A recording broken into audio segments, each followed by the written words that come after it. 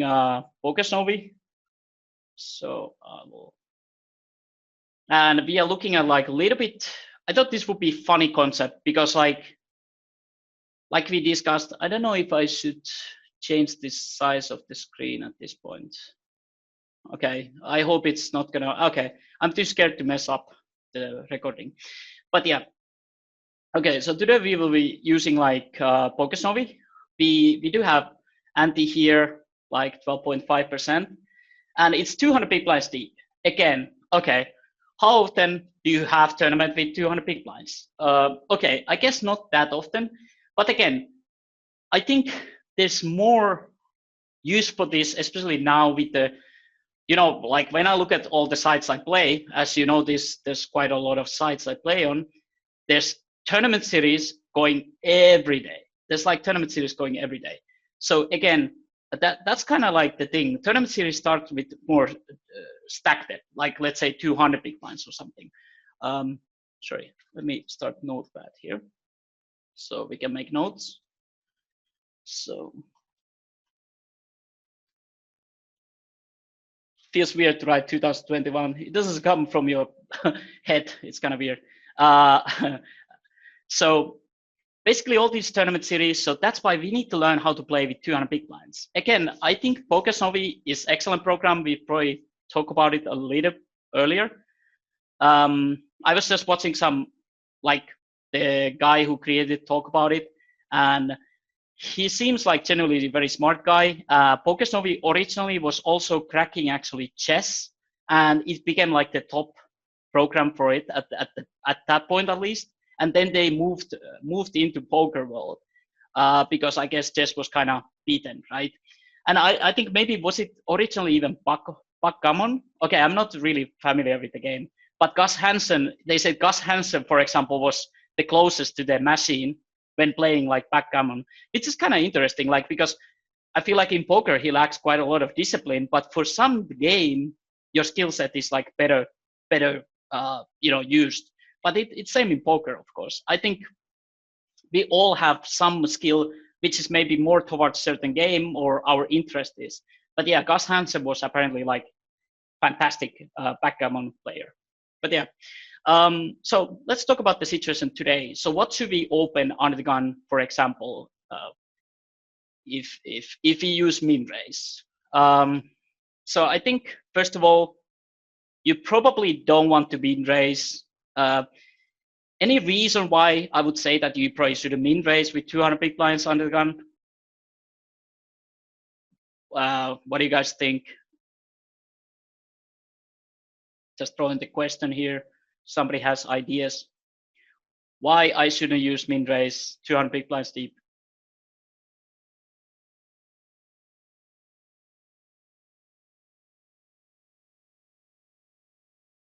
Yeah, but as you can see here, technically there's nothing wrong.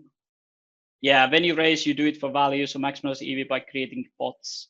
Yeah, that is good point. You get easily called on it, absolutely.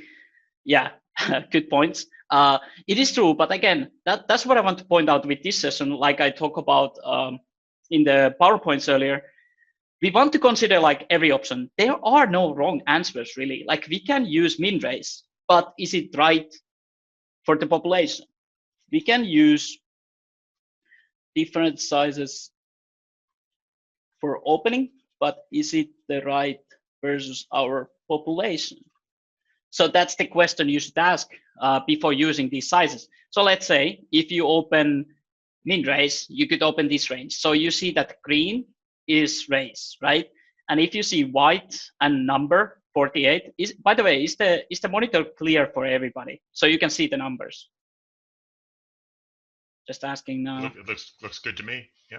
Yeah, so it's small, but I can see it. Okay, so I don't know if I can like reduce the size so it would be maybe clearer. Is it like, okay, if I change this, is this more clear now? Because I can't change the focus so it's bigger, so it kind of, yeah, True Teller is here while he's not playing Bitcoin big blinds, you know, telling truth.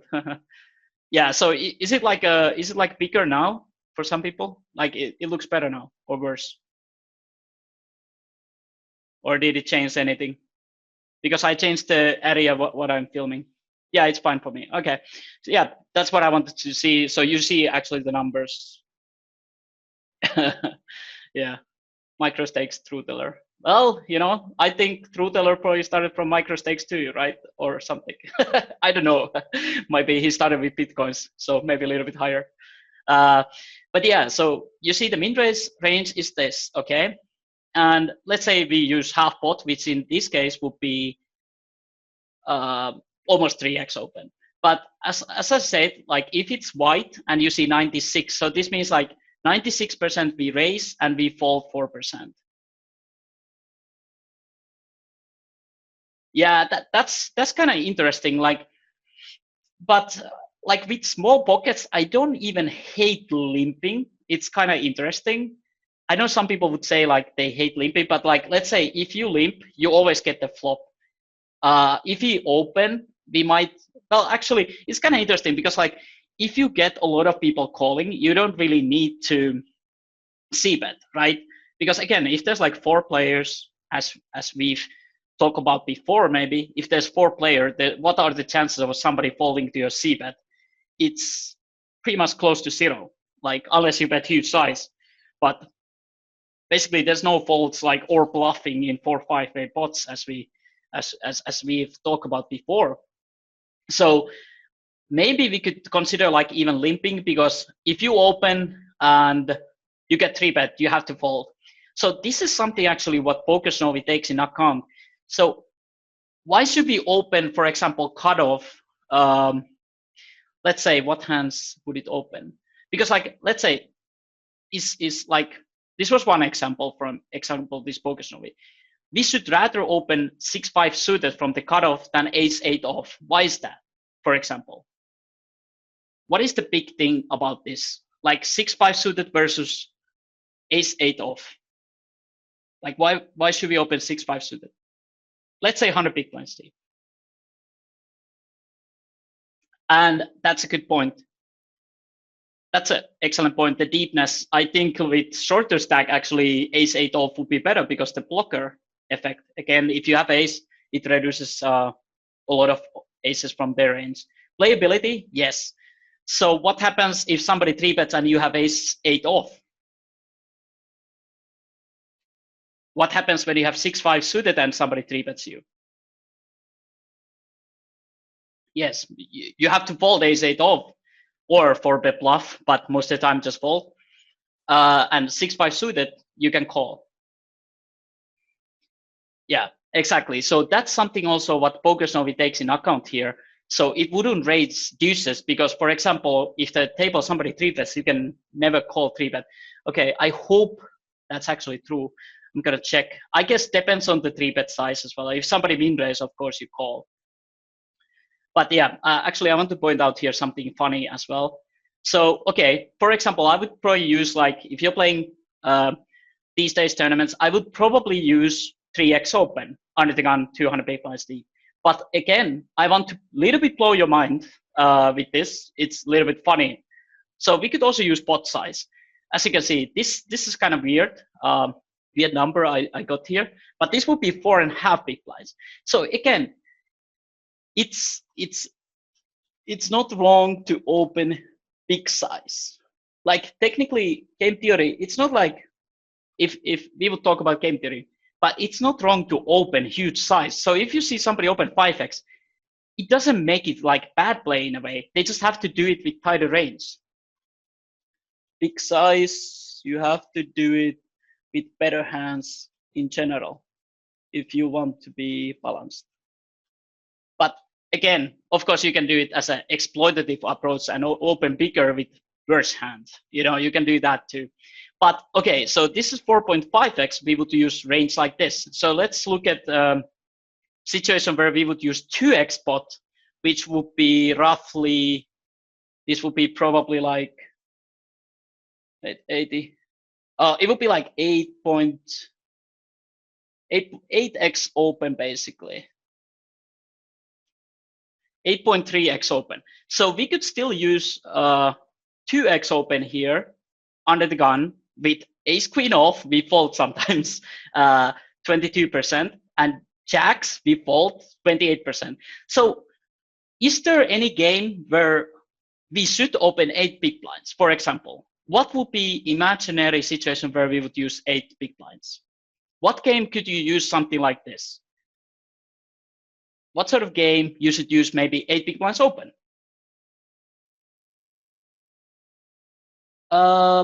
Actually, I think so. Sorry,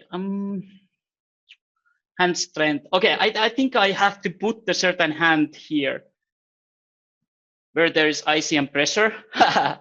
Well, I mean, if you open 8 big blinds, what can they do? I mean, nothing. I mean, 8 big blinds, yeah, that would be very interesting. Yes, the shorter you are, the more important high card value. The deeper you are, the more.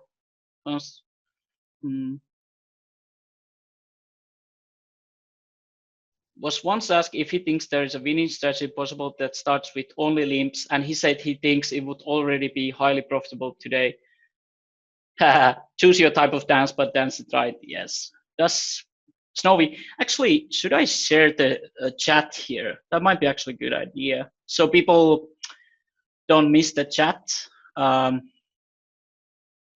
will post the notes after the session, so you don't need to type them if you don't want. Again, I always recommend to typing yourself actually on paper, because especially somebody's brain, or it's started thing, if you type it on computer, you don't remember it as well. So I would always recommend you to type it on paper. But like, if you don't want, I will post it this later for you on the chat. Does Novi show the EVs of different or sizes? Well, when they can call any two. Okay, no, not sure what question that was about. Find out about where there's icing pressure. I was thinking more like, well, think about situation where you would be 200 big blinds deep with the effective. Final table, pretty unlikely, right? I mean, what final table has 200 big blinds? Maybe some stars deep stack tournament which takes 20 hours. Like, oh God, that would be painful. Yeah, exactly. Like if the players are either crazy, let's say you open 8 big blinds and they just shove anything, or exactly they call everything. Exactly, but that's my point here, is like there's nothing wrong with opening, for example, very big sizing if the environment is correct. So again, I'm not saying you should open 8 big blinds, but I just want to point out that it is possible to use in your gameplay. And when somebody, let's say some regular would see you open 8 big blinds, they would mark you as a fish. But you have to understand that in some cash games, for example, this would be totally acceptable move. Like if the people are very sticky, they don't care what you raise, maybe you can open even bigger, right? And if they 3-bet, you can fold your ace queen off or something if they're passive. So again, that's what I want to point out. Like a lot of concepts in poker we have, it's like somebody's doing on Twitch. Let's say you watch Ben CP. There are other options to be made. It's not like his way is the only correct way. And sometimes there's a way like this, for example, if you have very sticky table behind, just open tighter range and open very big, for example. There's nothing wrong with that. But we need to understand our environment and based on that, use different sizes. So don't just like, if you want to play really, really good poker, you adjust your pre-flop sizes even to like how the table is playing. So again, that makes like a difference. They focus to your table and how they are playing. So again, don't be afraid to use a little bit bigger sizes. Just open a little bit tighter if people are very call happy. Instead of like me raising every hand I see and people just calling, like 6 players calling. You don't want that situation. You want to little bit like, you know, get that couple recreational guys calling, fun players calling. You don't want 6 basically, because then you just have to play your hand right, which is of course fine too, but it's not as profitable per se. So okay, so we're not going to use in this example that we open 8x because this is still a special table. This is only like maybe some super small stakes where, again, keep in mind though that people don't really 3-bet early in the tournament as much as they should. And you can kind of get away like raise folding a lot. People like to call when they have a lot of stack in general. love to call when they have a lot of stack. It's like the numbers change quite a bit towards the end of the tournament when nobody's flatting, even though with 20 big blinds we should flat quite a bit as well. But people tend to have this tendency. I'm talking about the recreational guys, the 80%, and then there's the regs. They probably a little bit more active early on, but even then, I think the regs have kind of noticed that you don't really need to do anything that special when you're super deep stacked, because like people will just donate money to you basically. Just play your good hands. They are playing too loose. They are calling too much. They are sticky pre-flop. They love to watch flops. So I think that's what you want to exploit in terms of pre-flop game, like early on, especially 200 big blinds deep. But yeah, so let's use here like the 3x example. So we open range like, again, ace king suited, ace queen, ace jack, ace 10, ace 9, ace 8 suited. And as you can see that there's quite big difference between opening something like ace 7 suited and ace 6. And then yet we still call ace 5, ace 4, ace 3. So this is something like PokerSnow really loves. Ace 5, ace 4, ace 3, ace deuce is very favorite bluff hand instead of like ace 6, ace 7, ace 8. Because again, like there's no big difference whatever you have 8 high kicker or 2 high if you hit the pair of aces post flop. So again, there's no big difference, right? Like if you hit ace with the ace 8 or ace deuce, what is the difference? Like, I guess to our brain, ace 8, wow, it looks so much better. Yet, how many streets of value can you really get from ace 8? It's basically the same as ace deuce. So there's basically no difference whatever you have ace 8 or ace deuce. Of course, like the only benefit is that you can flop 2 pairs and the other guy can have ace deuce, right? That doesn't happen so often. But basically, it's kind of the same thing. So when we can at least flop a straight, it helps us. We can like potentially stack somebody. It's very tough to stack somebody with ace deuce. Ace 8, for example, unless you hit the top 2 and the other guy has ace king, for example.